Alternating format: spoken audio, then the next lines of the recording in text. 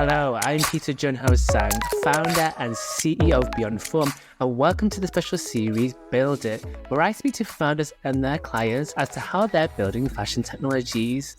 This series gives you a glimpse into topics such as personal struggles, technical challenges, working in fashion, and more. On today's episode, I'm going back to the west coast of the USA, and specifically the sunny state of California, where we have again on today's show Chelsea, who is the founder and CEO of Launderd. Now, we had Chelsea on the show 12 months ago when she just first started embarking on her startup journey. Since then, she's had traction, she's had clients, she's been able to grow the platform, and most importantly, she started to go on her fundraising journey. However, it's not all been easy with pitching, especially in front of men with grey hair, grey suits, and not understanding the word repair.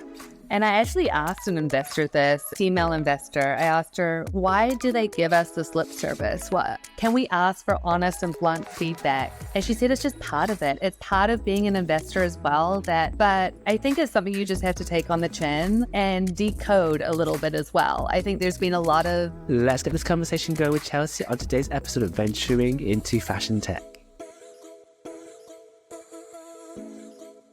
How are you today, Chelsea? I'm good, thanks. How are you doing? I'm good, thank you. Looking forward to today's conversation. We're doing something a little bit differently today. We're actually going to get you to pitch live on the screen. We heard from you 12 months ago. A lot has happened since then, especially since we started working with you. You're on your fundraising journey, and our previous episode in this series was another startup in our portfolio also raising their round as well. So it's kind of like a nice continuation from our previous round of conversation. I just want to set the scene for our listeners again in regards to where you're based and what Launderd is trying to do. So Launderd is based on the West Coast in the USA. And in terms of the value of VC investments made into California, amounted to over $81 billion in 2023. So that just gives us some context in regards to the scene then in terms of fundraising, making it the state with the most dollars raised and accounting for over half of the USA's venture funding activity. Obviously, in your state, you have Silicon Valley, and that's a huge surge and amount of money going into it because of that scene there. And compared to the whole of Europe, which has only raised $62.7 billion in 2023. So I think just to contextually put that into perspective, the entire state of California raised more than the entire continent, basically. I think that says everything. And the fact that you've been able to get a lot of pitches very quickly and a lot of feedback so far in your fundraising journey over the last 6 months kind of like tells us everything. And we're going to dive into some of that feedback in today's conversation. Only 30% of startups rate access to capital and investment positively in Germany, according to the 2024 German Startup Monitor report. So and obviously Germany is not the same as California, but I think this is indicative regardless of where you are in the world.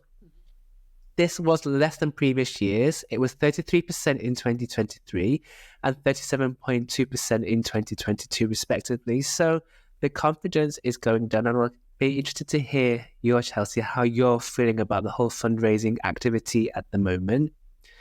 For US-based female founders, which obviously you are one of those, last year also saw a rise to 22.8% of the total funding raised by them, according to PitchBook and Deloitte, which is a great number. It's going up. However, it doesn't necessarily mean it's getting easier for female founders, especially those in tech and the VC world, which is still dominated by men. And I know that you have some feedback about that subject a little bit later on. Sure. For a startup like Launderd, the point is heightened, and we're learning how to adapt storytelling for basically old men in grey suits. Yeah, exactly. So before we get onto that, it's been 12 months since we started working with you. You've now come to the crossroads of needing to fundraise. So why don't you give our listeners as to why you've chosen to go on this fundraising path?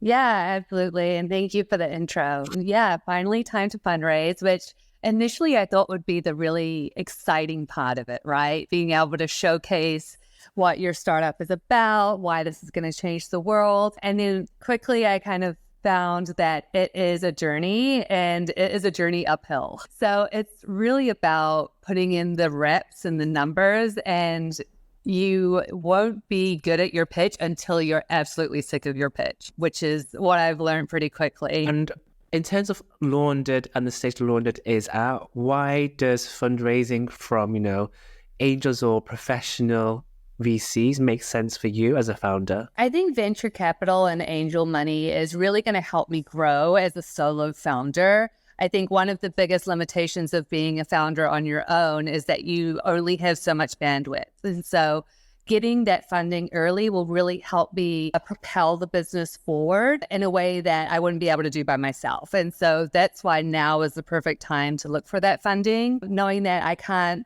necessarily lean on friends and family to get me where I need to go in terms of angel money. Is of course because you have reached a certain stage with Launderd as well. Last time we had you on the podcast, you hadn't actually gone to market with your solution, and now you've had customers. Yes. From all over the state and actually out of state as well, which I think is amazing. Can you tell us a bit about, what you have been seeing in terms of clients, and why is that a good traction point to go to the next stage? Yeah. After we've launched into market with our MVP, we quickly saw people interested and visiting our site, which was so exciting. Pretty soon, we started accumulating new customers. And as that kind of ramped up exponentially month after month, we were able to get to a place where, it's a good problem to have. We're at capacity. And so now is the time that we have paying, excited customers who are spreading Launderd through word of mouth. Now is the time to really open up the floodgates and support more people coming in. We're going to hear your pitch in a second, but I think it's every founder's dream to be in that position. Okay, you now have paying clients, strangers. These are not, your family members asking for, a service and doing you a favor. These are actually strangers that are needing their goods repaired and cleaned and so forth. I know every time we've had a conversation, you've had, a lead and somebody wants their Louboutins or their Dior Chanel fixing in some capacity, which I think is great. I could, obviously for those of you watching, you can't obviously see, but there is Chelsea, and I can just imagine in my head all the time repairing stuff, essentially, which is great. So I want to do something a little bit differently this time around, which we haven't yet done on the podcast. So for those of you that are watching on YouTube, we're now going to hear Chelsea's first pitch, shall we say, for fundraising, just to give you some context as to how that pitch, came to life. And then we're going to talk about some of the feedback that Chelsea's been given, but then has obviously subsequently given the birth to a new pitch afterwards. Perfect. I'm ready. Hi, my name is Chelsea, and I am the founder of Launderd, the online repair service for luxury fashion. After 15 years of building iconic brands like UGG and Chipotle, I'm now building Launderd, and it all started from my own personal experience buying my first luxury handbag. I found myself quickly stuck between a rock and a hard place. I wanted to get as much wear out of this bag as possible, but I also wanted to maintain its perfect condition. But how can I realistically do both? When I started searching for solutions that would help me keep this bag in perfect shape, I was shocked to find that the only person there to help me was my local cobbler, who didn't exactly inspire a whole lot of confidence. And then I realized, if there are 12 million luxury fashion consumers in California alone, why are we still settling for antiquated repair services that haven't innovated since the 1900s? And that's why I created Launderd. It starts with a simple online platform that allows access to high-quality repair while giving you everything a cobbler can't: the trust, transparency, and experience that we know this luxury customer craves. And so after 6 months of MVP, we're already seeing great traction. We have repaired over $200,000 worth of luxury items, and 20% of our clientele have already come back for more. And what's best is that the actual size of the prize is huge. Research shows that 77% of luxury fashion consumers are willing to invest in quality repair. And so if we could just capture California market, that would equate to a lot of money, $17 billion, in fact. And so we're looking forward to growing this brand to capture that audience and far beyond. Won't you join us? Thanks.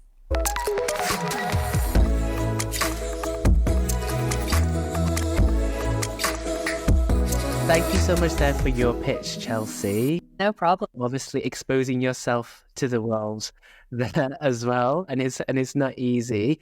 How did it feel when you did your first pitch to somebody beyond our eternal team?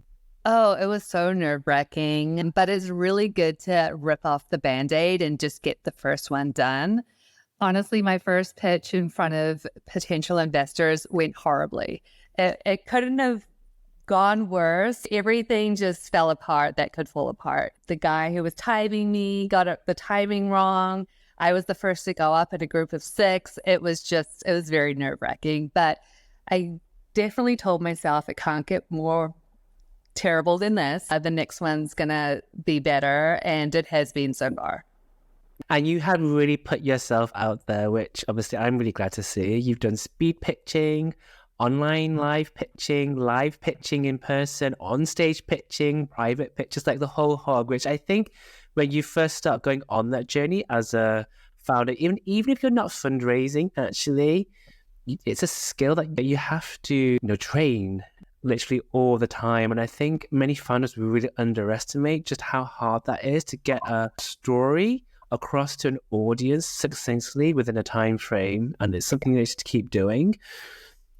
In terms of the pitching scene, you talked a little bit about it there, but in terms of the West Coast of the USA, where you're located in California, how would you describe that scene, and how have you been able to get so many pitches so quickly? Yeah, it's definitely a booming entrepreneur scene here, mostly in Northern California, but it's starting to trickle down south. I would say that Silicon Valley has really set us up for success in many ways. However, I think they've also set the tone for what a good investment is to some of these investors, which makes it difficult for someone who is doing something a little different to really capture their attention straight away. I think there's a lot of opportunity here. There's lots of startup help and support in terms of local agencies that are really pushing for entrepreneurship in the more localized market. So that's where you'll get like the speed dating pitch events. You'll get a lot of like fast 60-second, 90-second pitch events. I think it's also a way for them to just test the market and see what's out there without actually putting in the effort to go out and seek places to invest. Which I think is great, because being obviously in Paris, where we are in Western Europe, it's not that easy to get in front of people that quickly, especially when you're new to the fundraising scene. But you have put yourself into people with actual money. So it just seems like there are rich people, like left, right, and center. Yeah. Where you're located. Yeah. Absolutely. I think especially Southern California, for better or for worse, we do have a wealthy amount of people that live here. So not only are they sometimes generous, but they're also looking for great opportunities to build their wealth. And out of all the different pitch formats so far, like which one do you feel is more suited to you, and which one do you think founders should really be practicing for? I think there's different approaches that I've really liked. Having the ability to have slides has been key for me as well, and a very good point of differentiation from other people pitching. But not all pitch events here allow you to have slides. I have done a 60-second pitch with no slides, which is near impossible, but those also work as well, especially if it's in a speed dating environment. You're getting in front of multiple investors all in one go. And that actually gives you the opportunity to take feedback from one and quickly pivot in your pitch to get to the next one, which has definitely helped me make my pitch exponentially better, pitch after pitch. And I mentioned in the introduction the fact that female founders are getting more funding now, especially within the US. Do you sense that when you're going out there? Like, I know that you've obviously pitched in front of female-led angel groups as well, for example. Like, how has the nuances there been for you as a solo female founder? I will say there has been effort to invest in more female founders because we have been so underfunded in the past. So you're seeing a lot of female-only venture capital firms or people who are seeking female-only led rounds. It's still a lot less, although it's more than what we had, it's still a lot less than our male counterparts. But I think the tide is changing, especially when you look at California's results as well. Female founders actually provide more return on investment than male founders. So I always use that in my back pocket as well if I need to sway anyone. Well, let's hopefully see you being that statistic very soon then, returning money to the investors much more than men. Yes. Let's just go back to the initial pitch then, Chelsea. You've had some really good feedback so far, positive and negative. What have been your top insights to date? I think the very top one that has been the most important for me is really starting to think about what the investors are looking for and what are the buzzwords that they need to hear. At the very start, my pitch really just went out and simply explained what we do. But I realized as the investor is listening to this pitch, they're thinking of just a couple of key things. One of the big ones is scalability. And as I tell the story about Launderd, immediately they think, is this scalable? How is this going to scale? This is very difficult to scale. And then you can totally see the light leave from their eyes. And so I've really had to work hard to evolve this pitch that I just shared and make it to be tailored to what they're looking for. And what are the exciting points that are going to give them FOMO if they can't invest in this. I mentioned in the introduction, pitching in front of old men with white hair and grey suits. I know that you've had to adapt your pitch accordingly as well. How have you done that? Yeah, that was a shock, actually. I, especially in this speed dating event that I went to, which I think I had one female investor and 11 old white male investors. The topic of Launderd itself is not something easily relatable to them, which I understand. I think few of them had some examples of maybe their wife had something that needed fixing once, but they still didn't understand the full scope of the opportunity or how we were going to do this. And so I've had to get creative, honestly. I've had to do a lot of analogies about, would you take your Maserati to Jiffy Lube, which if you don't know what Jiffy Lube is, it's like a really bad garage or service station here. Just trying to draw the comparison of where we're lacking in this space and so they can kind of understand the need. But also I've really tried to find investors that are aligned with Launderd. So whether they're very active in the fashion space or they're female investors that have had this issue and totally empathize with this consumer, I think tailoring more towards there is a lot easier for me to get the point across and to show the value of Launderd. At the same time, though, you're saying that they have not necessarily received that well in terms of their messaging, but at the same time, we must remember that quite often it's not the right investor that you're pitching in front of. And we found that obviously, or you have found, shall we say, that a lot of them are giving you lip service and you're trying to cut through, that bullshit that they're giving to you as well. So how have you tried to make sense of it all? Yeah, that's been a tricky one, especially personally for me, where I'm a very straightforward person and I want to save us all time as well. Like, let's just get to the point. And I actually asked an investor this at a event I went to a while ago, a female investor. I asked her, why do they give us this lip service? Can we ask for honest and blunt feedback? And she said, it's just part of it. It's part of being an investor as well, that a lot of the times they don't want to let you down. They don't want to crush your spirit in this entrepreneurship journey, mostly because they've been there and they get it and they understand that it's not a fit for everyone. And there could be another investor, but I think it's something you just have to take on the chin and decode a little bit as well. I think there's been a lot of signals or responses that I can tell that they're not interested, but they're not going to go out and say it. They're just being polite, basically. Exactly. Yeah. So you get used to learning those tells eventually. I think this is really important, though, for a lot of founders that they really underestimate the time required to prepare yourself for that journey, whether it's the pitch or, as you say, reading the body language, trying to understand who you're speaking to and so forth? That's taken quite a lot of time for you, no? It's really a lesson in emotional intelligence as well. Really being able to be honest with yourself and understand the feedback and get an idea of where they're coming from. It takes some time and practice, and you'll start to see the patterns from investor to investor, and kind of clue into what they're trying to tell you.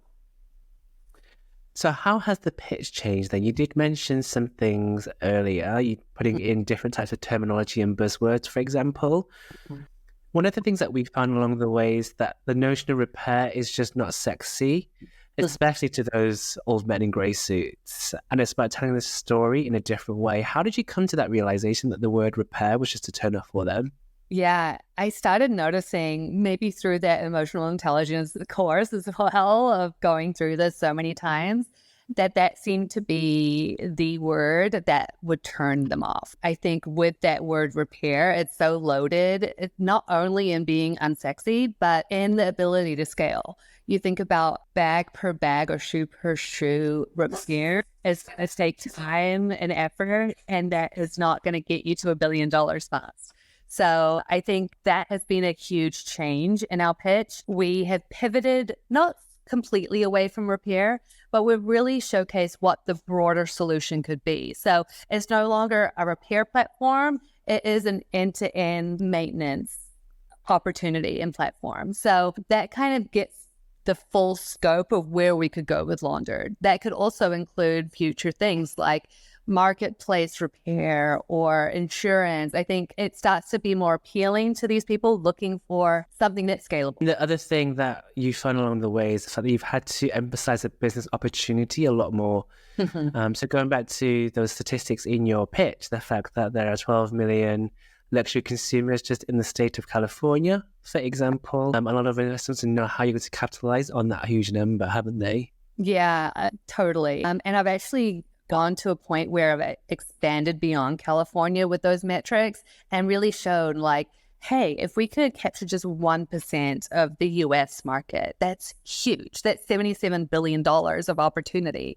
So that number and those kind of key buzzwords and points are what really makes the light in their eyes shine through. And then they start to kind of reverse engineer, okay, how do we get there? How do we make this work for that prize? And I think it's interesting because quite often here in Europe or the EU, we forget sometimes how large the US is, and California is literally like its own little country. Yeah, I feel like the rest of the other states. It's crazy. I think we're like the 4th largest economy in the world or something crazy like that. Like it's huge. It's huge. And then just going back to my introduction as well, the fact that there has been so much funding into the state of California, 81 billion US dollars. Do you think that plays in favor for technologies or platforms with fashion tech for you specifically? Yeah, absolutely. I think especially when you combine fashion tech with a solution that is maybe more sustainable or circular, you're going to have alarm bells ringing on investors' heads. They're going to want to know what the solution is. It's very big here, especially with new legislation that we're seeing that's similar to the EU. So sustainability is super hot. And if it's a tech platform, it's even hotter. As always, even if there's no traction yet. But you have traction though, so that's good. Yeah. So then my final question is, what's your advice to other entrepreneurs looking to embark on their fundraising journey? I would say just stick with it. It is a roller coaster. You're going to have highs, you're going to have serious lows, but it's a numbers game at the end of the day. And with each pitch, you're getting closer to perfecting your deck, perfecting what you're saying, finding the right investor. It's really just a journey. So it's worth pursuing and going through. You just have to stick with it. I think it's very important to remember, as you said earlier in the episode, is the fact that it is a numbers game. Mm-hmm. You need to get yourself in front of as many people as much as possible. I always just think of, that Lady Gaga quote where she goes, there could be 100 people in the room, but all you need is that one yes. Exactly. And any One, yes. Yeah, just one. I'll take one. Any opportunity as well. Just take it up. You know, it could be a dud. It could be there's no investors there, but end of the day, you're getting your reps in and you're learning something and getting more confident in what your pitch is going to be. And for any investors listening to this episode, we're going to link, obviously, in the description notes, a link to Launderd and also some notes about the fundraising round as well. So if you're interested in, those buzzwords of repair, circular fashion, sustainability, you go to Launderd. So I just want to finish off this episode, Chelsea, with a quick fire round of questions. So the first answer that comes to your head, are you ready? Sure. Is it fundraising heaven or fundraising hell? Both.